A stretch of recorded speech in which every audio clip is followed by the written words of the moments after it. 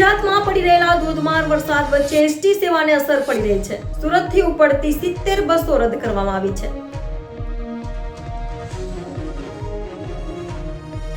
સુરત સહિત સમગ્ર રાજ્યમાં ભારે વરસાદ પડી રહ્યો છે। હવામાન વિભાગ દ્વારા કરાયેલી આગાહી વચ્ચે ધોધમાર વરસાદ પડી રહ્યો હોય જેને લઈ અનેક જગ્યાએ પાણી ભરાવાની ઘટનાઓ બની છે।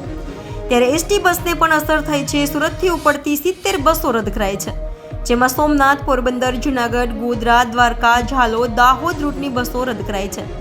આ રૂટ પર રોજ 70 થી વધુ બસો ઉપડતી હોય છે। બસો રદ કરાતા સુરતમાં 1000 થી વધુ મુસાફરો અટવાયા હતા।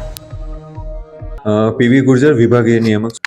હેવી રેનના લીધે સુરત વિભાગની 52 ટ્રીપો કેન્સલ થઈ છે। 19 રૂટો કેન્સલ કર્યા છે, જેમાં છે પોરબંદર, સોમનાથ, દ્વારકા તેમજ નોર્થમાં આપણે ગોધરા, ઝાલોદ, દાહોદ તરફનું સંચાલન છે એ સ્થગિત કરવામાં।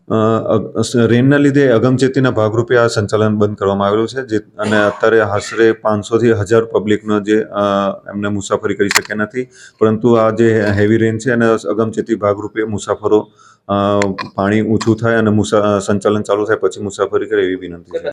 હાલમાં આ જે 19 રૂટો છે એના ઉપર બંધ કરેલું છે। જેવું વહીવટી તંત્ર દ્વારા જણાવવામાં આવશે કે રૂટ ચાલુ થઈ ગયા છે પછી સંચાલન ચાલુ કરવામાં આવશે।